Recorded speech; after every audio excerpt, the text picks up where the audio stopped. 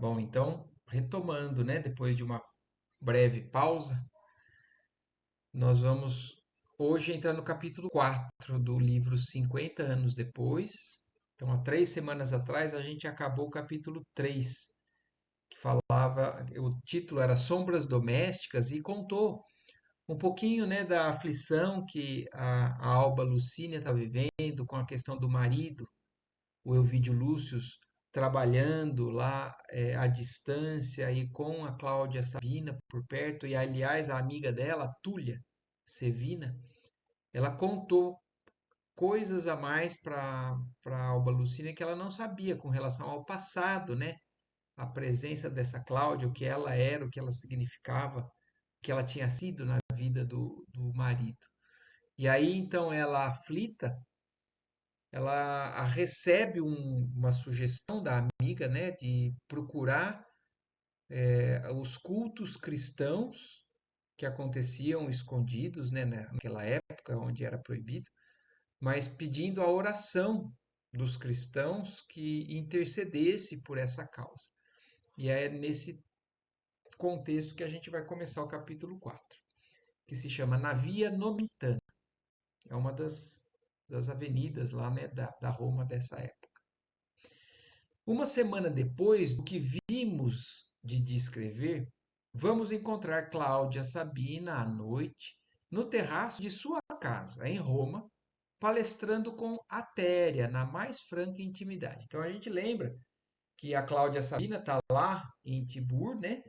Mas de tempos em tempos eles voltam a Roma e são nessas visitas esporádicas aí que acontece a visita do Elvídio Lúcio para Alba Lucínia e a Cláudia Sabina nesse momento se reunindo com a Atéria, que é a pessoa infiltrada na casa deles, da Alba e do Elvídio. Então Atéria dizia a surdina, depois de longa exposição da cúmplice: Meu esposo assim parece querer facilitar a realização de meus projetos? Nunca o supus capaz de apaixonar-se por alguém fora do ambiente de suas armas. Então, também lembrando que quando elas estavam conversando lá, e não só conversando, lembrando das visitas que o prefeito fazia, o Lólio Úrbico, que está tentando se aproximar da Alba Lucínia, a Atéria várias vezes foi descrito aqui no livro, que estava a surdina, né, escondida, ouvindo, acompanhando as investidas do prefeito com relação à esposa ali do Elvídio. E a Atéria, então, contando para a Cláudia ficou surpresa. Puxa vida, então isso é interessante, né? Porque o meu marido, ele é marido dela, mas a Cláudia Sabina quer conseguir o Elvídio Luz, e então ela pensando, puxa vida, se o Lólio Úrbico está interessado na Alba Lucina, talvez isso seja interessante. Aí a Atéria continua explicando, entretanto, senhora, porque ela falou que duvidava, não achava que o marido era capaz de se apaixonar. Aí ela fala, entretanto, senhora, em cada gesto seu, em cada palavra, inferem-se perfeitamente os sentimentos que lhe vão na alma. Está bem, exclamou a antiga plebeia como se o assunto a enfadasse. Meu marido não é o homem que me interessa. Tuas notícias de hoje significam que o acaso também coopera a meu favor. Além de tudo, lembrou Atéria, acentuando o caráter secreto daquelas revelações. Lucínia e Túlia combinaram solicitar uma bênção na reunião cristã, a fim de que Elvídio Lúcio volte imediatamente de Tibur a reintegrar-se na harmonia doméstica. Cláudia deixou escapar um riso nervoso, mas interrogou com avidez. Sim? E como soubeste? Há uma semana elas trocaram confidências e ontem à noite assentaram o plano, embora a patroa se encontrasse bastante abatida, acreditando eu que venham a realizá-lo nestes 4 dias. Convém estares vigilante para acompanhá-las, sem que o percebam, de modo a prosseguires a par dos acontecimentos. E esboçando um gesto de curiosidade, sentenciou: Essas senhoras desconhecerão, porventura, os editos imperiais que visam a eliminação do cristianismo? Que descaso das leis! Enfim, contribuiremos também, de algum modo, para que as autoridades fixem esse novo foco doutrinário. Depois dos teus informes, falarei com Quinto Bibulo a respeito.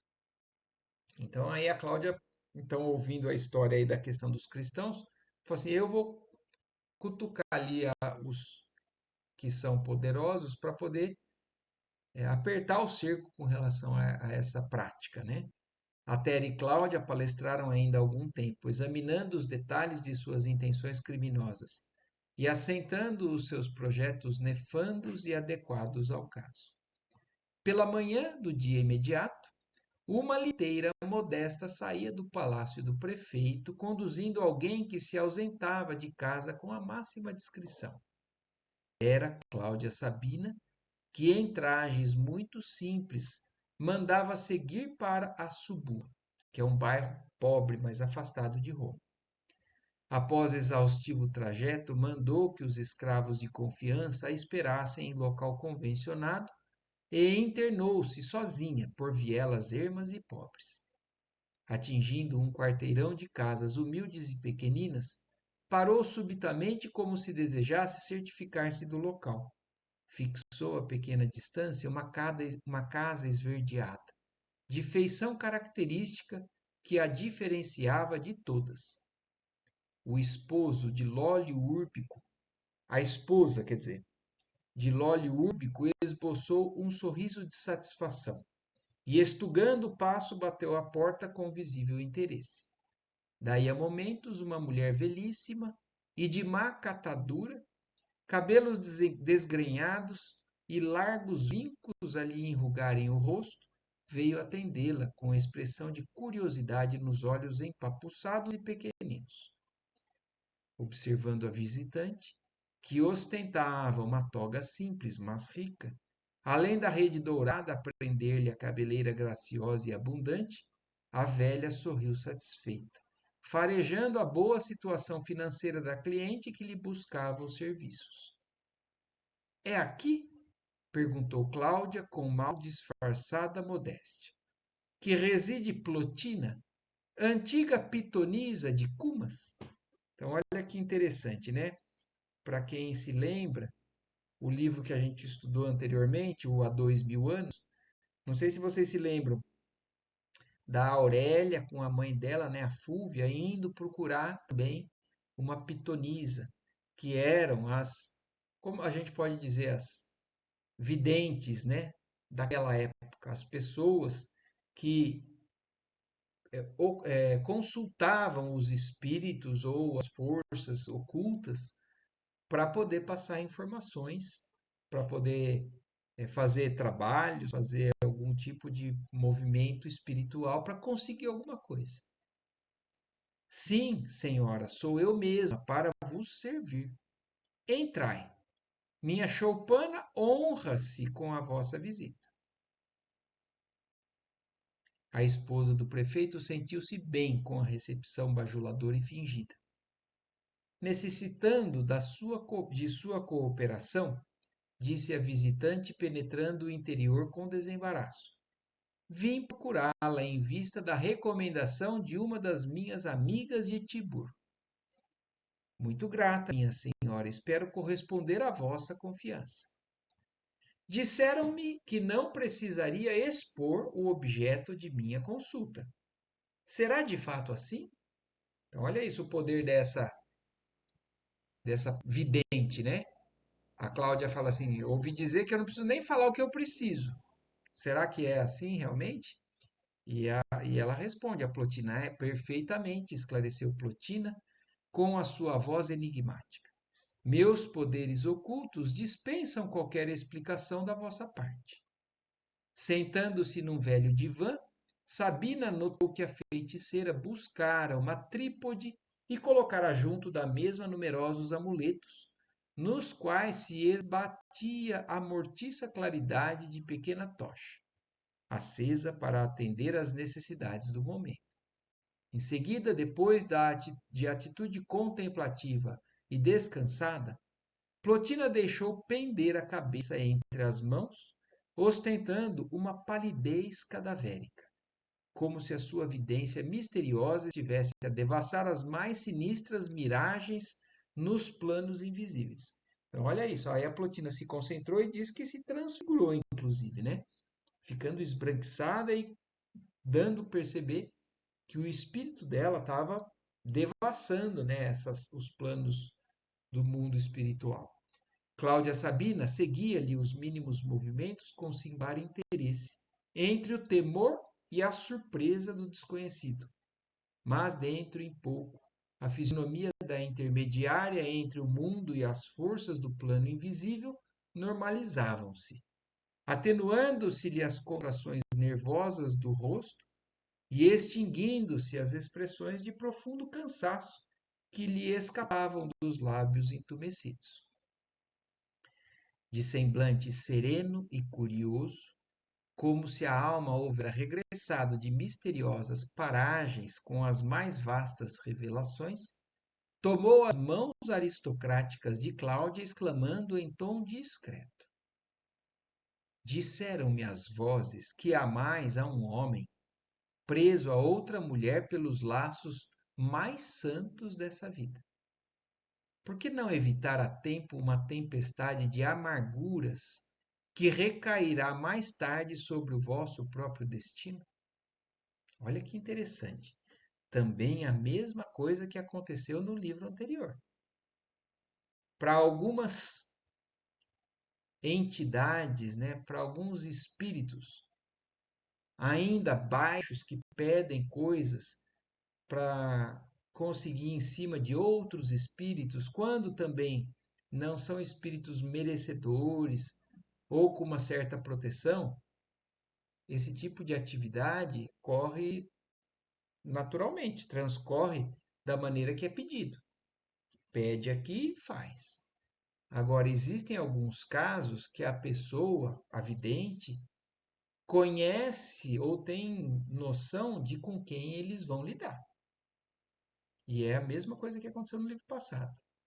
Ela falou assim: a pessoa com quem você está querendo, ela, a gente não consegue acesso, ou existe uma proteção muito grande. E aí foi a primeira coisa que ela procurou fazer. Eu sei que você é apaixonada, ama um homem que é casado num laço santo, como ela fala. Por que não evitar a tempo uma tempestade de amarguras que recairá mais tarde sobre o vosso próprio destino?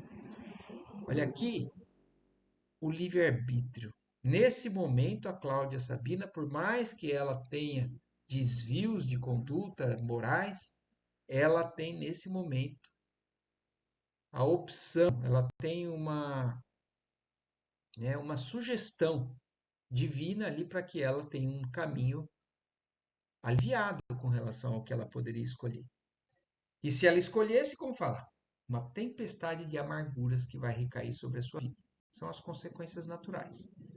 Viestes até aqui em busca de um conselho que vos oriente as pretensões, mas seria melhor abandonardes todos os projetos que tendes em mente.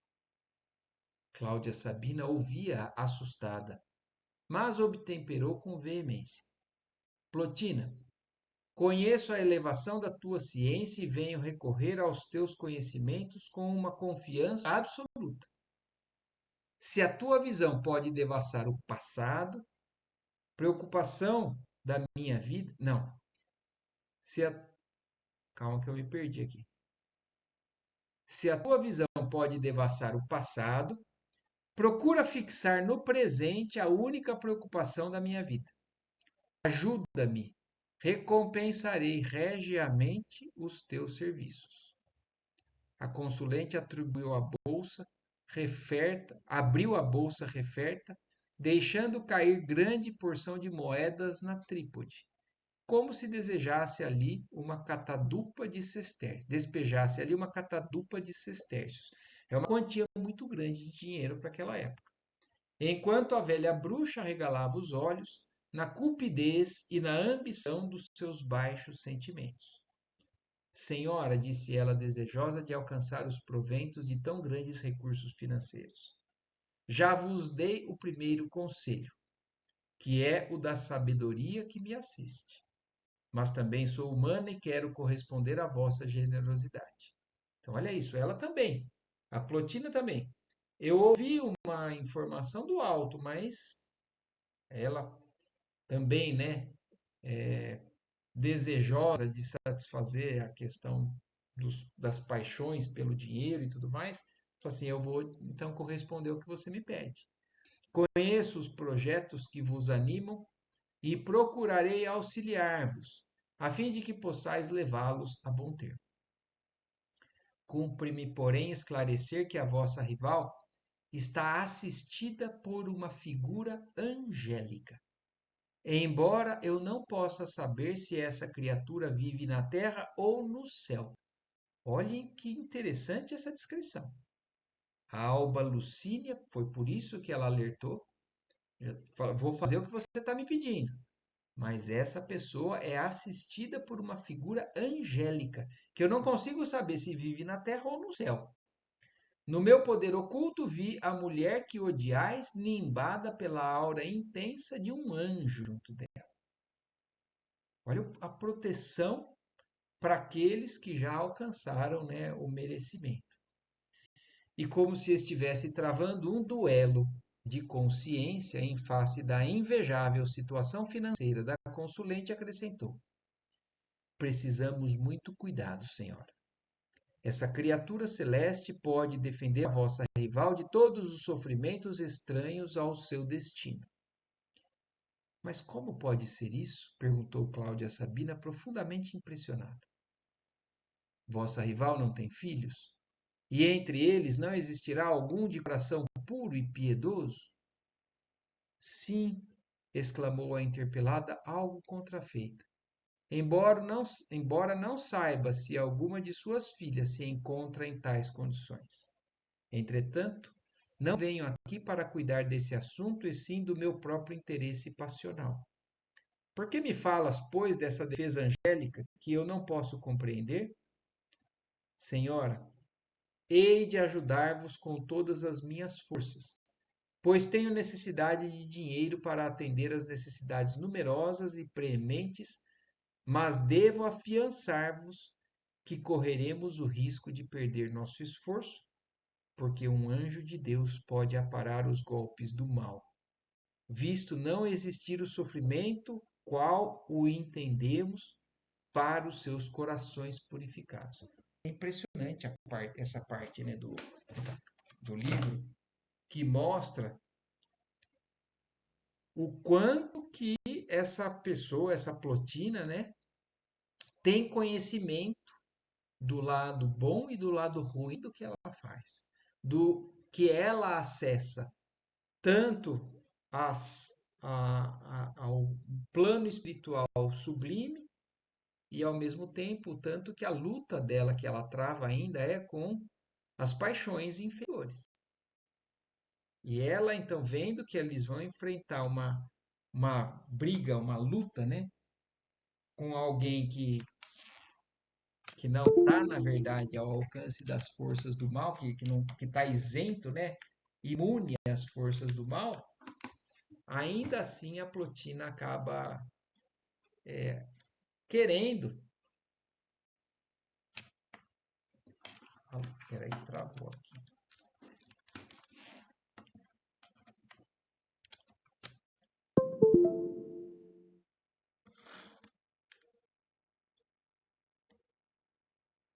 Pronto.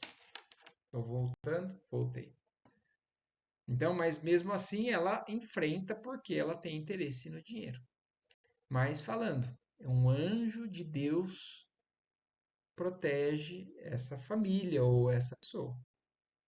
Enquanto a inquietação e a dor podem arrastar as almas vulgares ao torvelinho das paixões e padecimentos do mundo, o espírito que se redimiu realizou em si a edificação da fé que o liga a Deus Todo-Poderoso.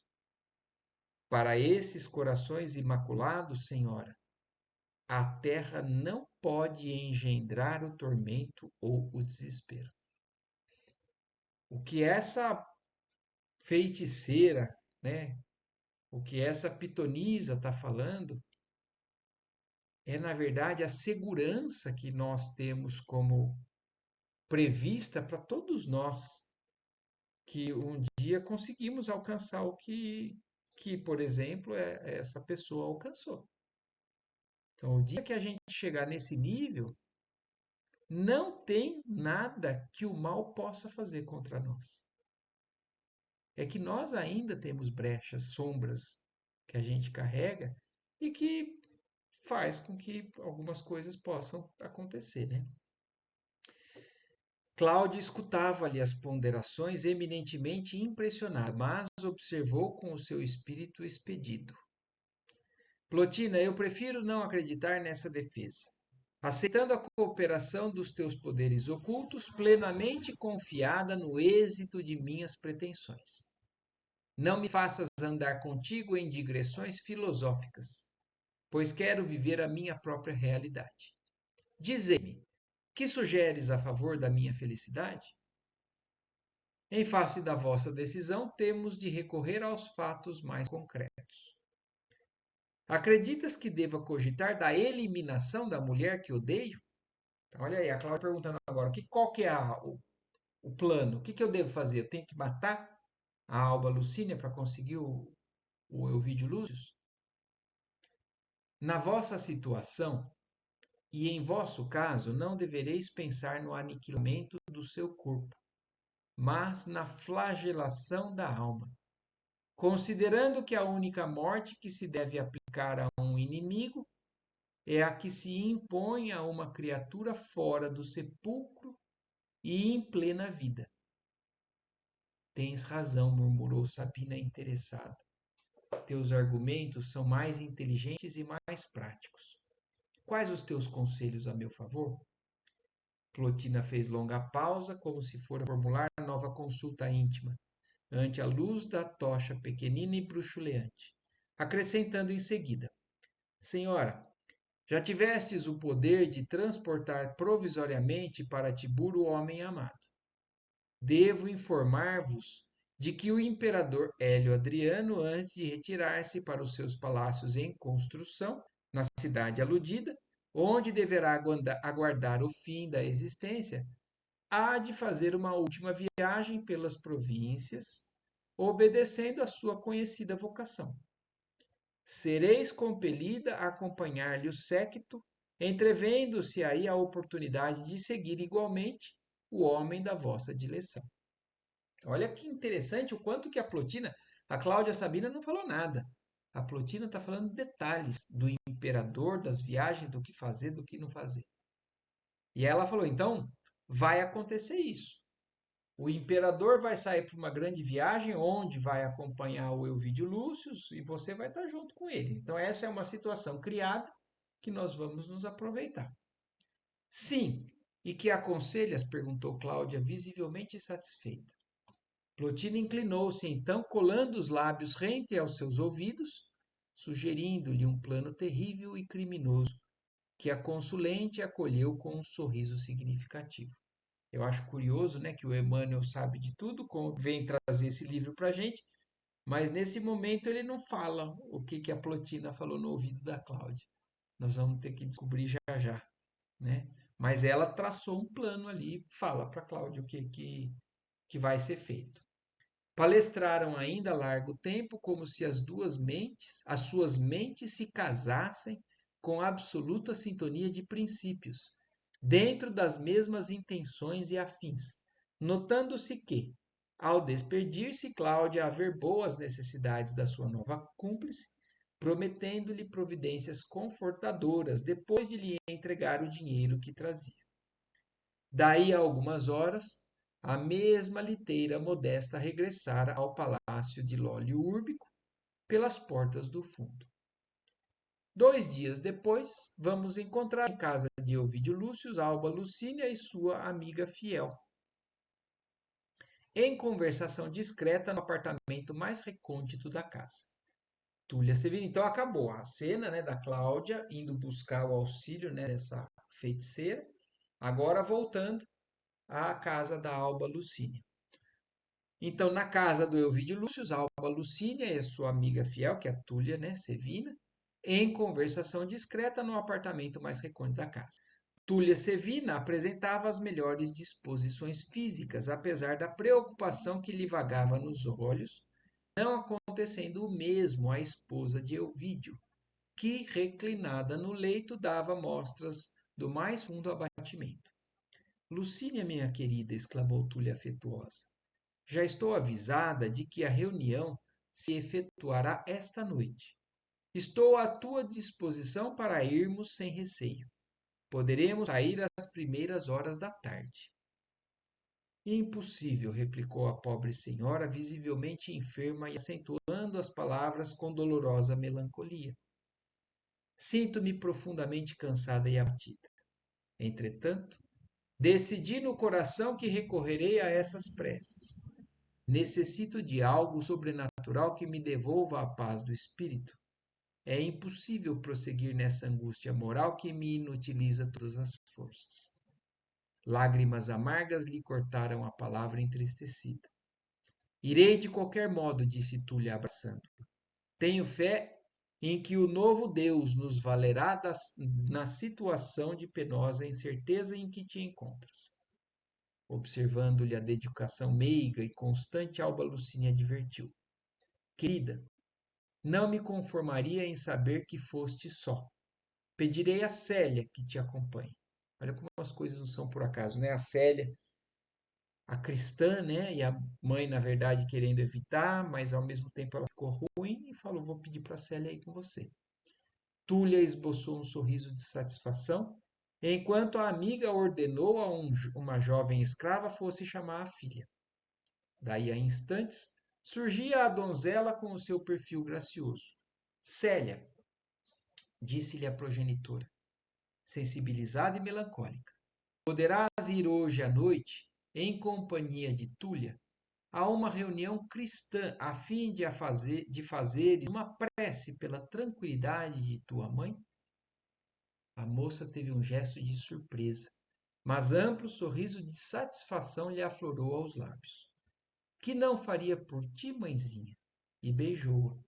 A Alba Lucínia sentiu o conforto imenso daquela ternura, acrescentando: Filhinha, sinto-me cansada, doente e deliberei recorrer a Jesus de Nazaré com as tuas orações. Sabes, porém, da necessidade de não externarmos com pessoa alguma a esse respeito. Compreendes? A jovem fez um gesto expressivo, como quem se recordava das próprias mágoas, exclamando: Sim, minha mãe. Fica tranquila, irei com Túlia, seja onde for, de modo a fazer as preces necessárias. Rogarei a Jesus que te faça ditosa e espero que a sua infinita bondade derramará em teu coração o bálsamo suave do teu amor, do seu amor, que nos enche de vida e de alegria. Então verás como energias novas hão de felicitar o teu íntimo. Túlia Serina ouvia muito interessada aqueles conceitos, admirando os conhecimentos da jovem, o que Lucínia logo esclareceu, abraçando a filha ternamente. Célia conheceu mais intimamente, na Judéia, os assuntos atinentes ao cristianismo. Minha filhinha, apesar de muito nova, tem sofrido bastante. Célia, no entanto, percebendo que a palavra materna entraria em pormenores do seu doloroso romance de amor, exclamou com ternura: Ora, mãezinha, que poderia eu sofrer se tenho sempre o teu afeto comigo? E cortando o assunto relativo ao seu caso pessoal, obtemperou: A que horas deveremos sair? À tarde, exclamou Túlia, porquanto a caminhada não será pequena. A reunião é além da porta nomentana. Estarei preparada a tempo. As três combinaram então todas as providências que lhes pareceram indispensáveis. E ao cair da noite, envoltas em togas muito simples, Túlia e Célia tomaram uma liteira que lhes evitou o cansaço de grande parte do caminho através dos pontos mais frequentados da cidade. Descendo junto à porta viminal e dispensando os carregadores, empreenderam a caminhada corajosamente. Então, todo o trajeto aqui, né, tem muitos detalhes que são descritos aqui pelo Emmanuel e que tem, através aqui desse crucifixo, essa cruzinha aqui, o link para quem quiser acessar isso daí e ver o que significa a porta abdominal, a via nomentana e tudo mais.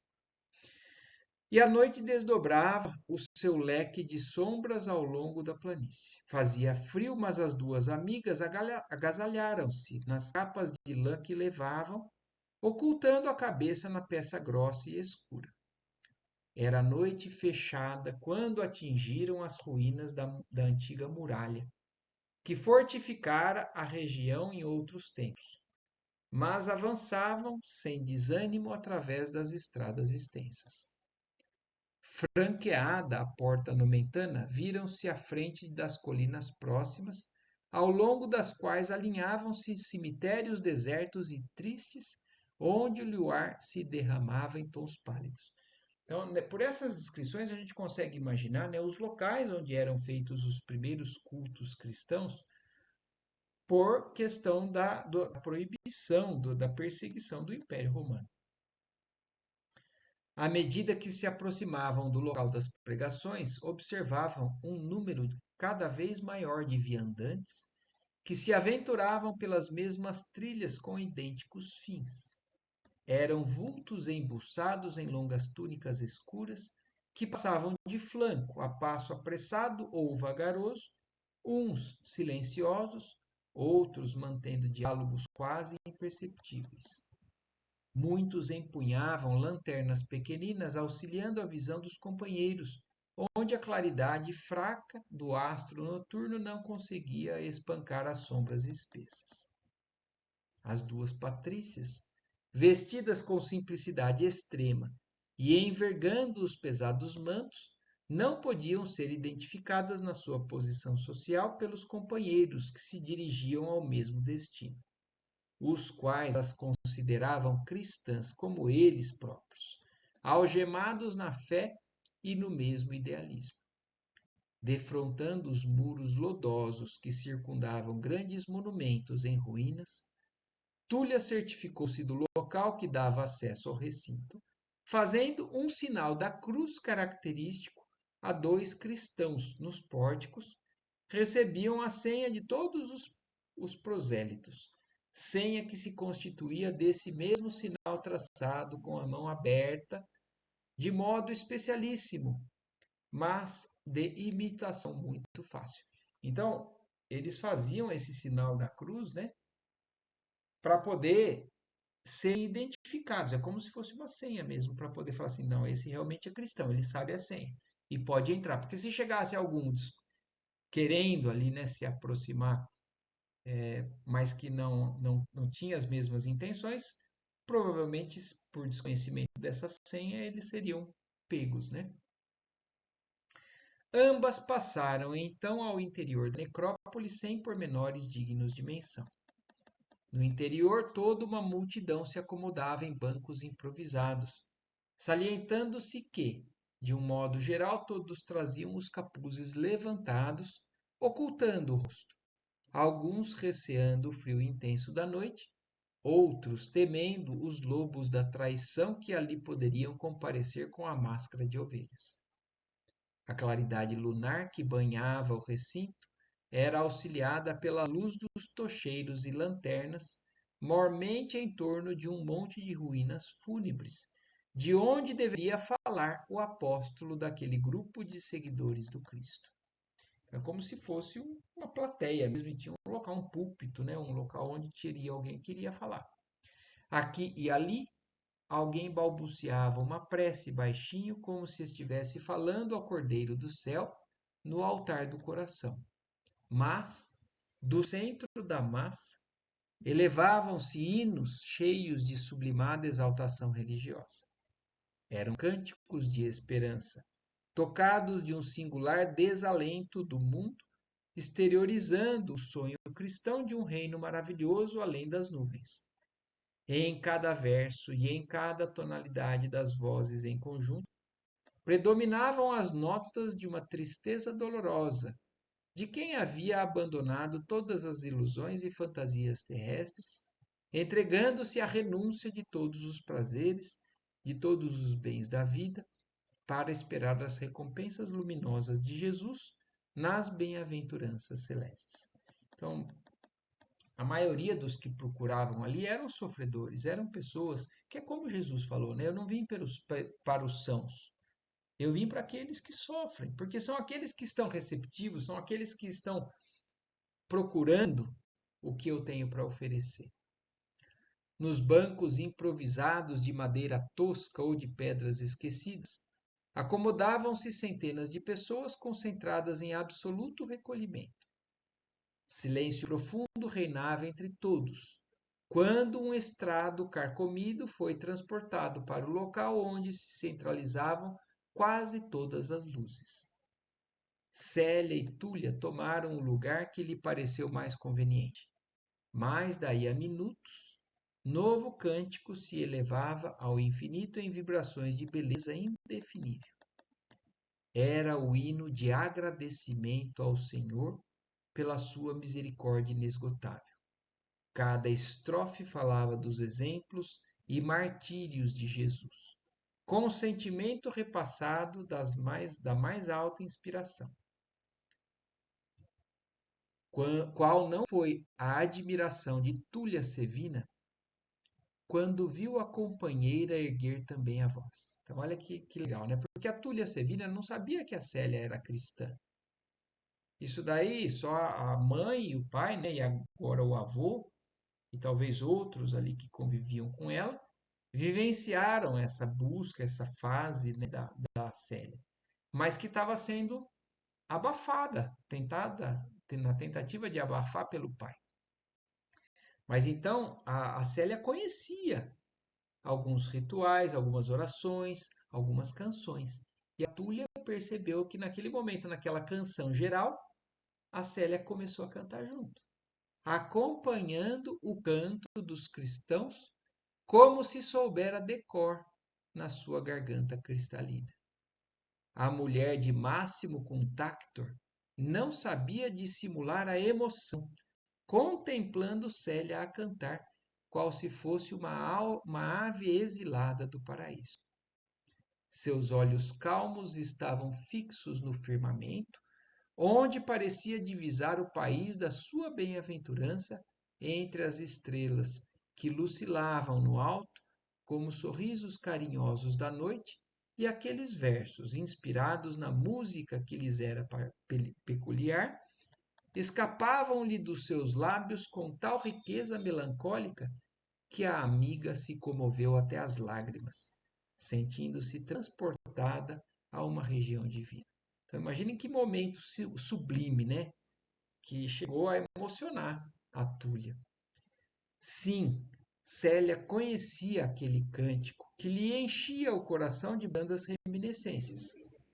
Ciro lhe havia ensinado sob as árvores frondosas da Palestina, para que a sua alma soubesse interpretar o reconhecimento a Deus nas horas de alegria. Naquele instante, em comunhão com todos aqueles espíritos que vibravam através da sua fé, ela sentia-se distante da terra, como se a alma fosse tocada de um júbilo divino.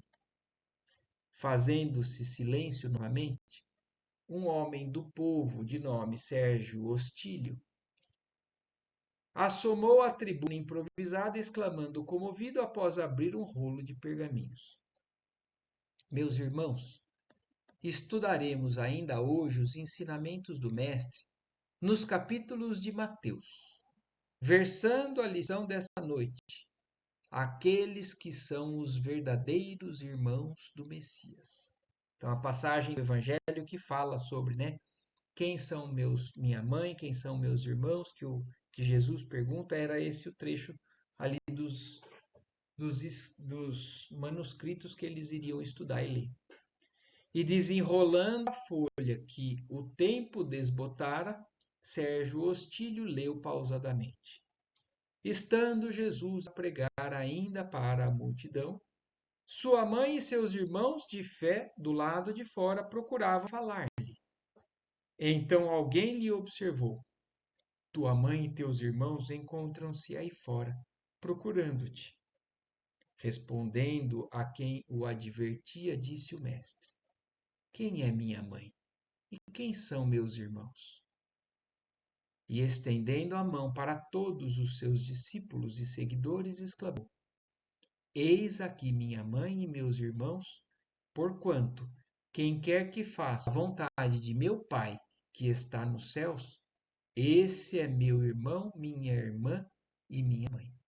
Então esse é o trecho do Evangelho, né, que tem no Evangelho de Mateus, que eles estariam ali hoje refletindo. Terminada a leitura evangélica, o mesmo companheiro de crença que ocupava a tribuna concitou sensibilizado: meus amigos, falta-me o dom da eloquência para ministrar o ensinamento. Convido, pois, a algum dos nossos irmãos presentes para que desenvolva os precisos comentários dessa noite. Então, essa pessoa que leu o versículo do Evangelho, na verdade, ele se dizia, pelo menos, não ter condições de discorrer, de falar sobre o assunto. Ele só estava lendo o texto. E ele pediu para que alguém se levantasse, né? Para que alguém ali na plateia pudesse então fazer essa função. Todos os olhares se alongaram, ansiosos, buscando a venerável figura de Policarpo. Porque Policarpo era aquele que realmente deveria fazer essa palestra, era um apóstolo, né? Era um continuador cristão que eles estavam ali esperando. O apóstolo abnegado de todas as reuniões. E inclusive Túlia Sevina, que verificava a sua ausência com grande desapontamento, em vista da fé nas suas orações e nas suas palavras sábias e benevolentes, mas Sérgio Ostílio explicou com a voz tocada de amargura. Porque até a Túlia Sevina, não sei se vocês se lembram, ela tinha contado para a Alba Lucínia que ela já tinha procurado, por uma necessidade pessoal, essas reuniões, e através da oração desse Policarpo é que ela alcançou a graça. E por isso ela queria voltar ali para pedir pela amiga. Mas agora Sérgio Ostílio vai explicar por que, que o Policarpo não está. Irmãos, vossos olhos procuram Policarpo ansiosamente, mas antes de vos fornecer notícias dele, elevemos o coração até aquele que não desdenhou o ultraje e o sacrifício. O apóstolo da nossa fé, apesar da sua velhice santificada, por ordem do subprefeito Quinto Bibulo, que é justamente quem a Cláudia falou que iria procurar, né, ali no começo do capítulo, ela falou assim: vou falar com o Quinto Bibulo para apertar o cerco contra os cristãos. Então, por conta dessa, provavelmente, né, por conta dessa palavra da Cláudia, o Policarpo foi preso. Foi recolhido na manhã de ontem aos cárceres do Esquilino. E imploremos a misericórdia de Jesus para que lhe possamos aceitar o cálice de nossas dores com resignação e humildade. Muitas mulheres começaram a chorar a ausência daquele grande varão, a quem amavam como pai. E depois de alguns minutos em que ninguém se abalançou a substituir-lhe o ensinamento sábio e amoroso, um homem da plebe caminhou até a tribuna e descobriu-se, fazendo um sinal da cruz, tomado de fervorosa religiosidade.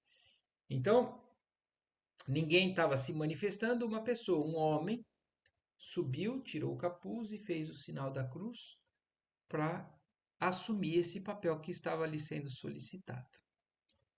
A claridade das tochas iluminou-lhe os traços fisionômicos, ao mesmo tempo que Célia e a companheira lhe identificaram o semblante humilde e decidido.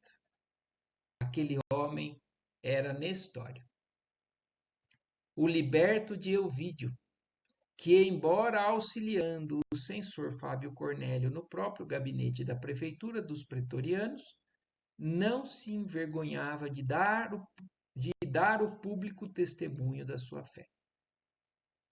Então, olhem quem se levanta, né? Quem que vai nessa hora eu não tenho como deixar de pensar, né, de lembrar. Nestório, o escravo recém-liberto da casa que trabalha para a própria Célia. Mas Nestório, o Públio Lentulus do livro anterior, aquele quem tinha desdenhado, né, a oportunidade de seguir o Cristo naquela ocasião, e que agora, nessa nova ocasião, agora começando a manter o seu testemunho de fé nesse novo caminho. Então, só que aí encerra o capítulo. E aí na semana que vem nós vamos começar. Então conseguimos acabar o capítulo. Vocês viram, não foi tão longo assim. Mas na semana que vem nós vamos então entrar no 5º capítulo, que é justamente a pregação do evangelho de Nestório. Então já é a maneira que Públio Lentulus, reencarnado, já entende o cristianismo já na pele, né, na personalidade do escravo Nestório. E então na semana que vem nós vamos no 5º capítulo. E pelo capítulo de hoje, alguma coisa que alguém queira dizer, perguntar ou acrescentar? Para mim tá tudo bem, Marco. Joia, Adila. Para mim também. Ótimo. Maravilha, então. Então, também Gandolfo se não diz nada. Encerramos por hoje, mas na semana que vem vamos ouvir o que Nestório tem para nos falar sobre o cristianismo dele, né? O evangelho da maneira que ele entende. Certo? Se Deus quiser. Se Deus quiser. Então, uma Ótimo. ótima noite, uma ótima semana para todos. Para vocês também. Boa semana. Obrigada, Marco. Igualmente. Tchau, tchau. Tchau, tchau.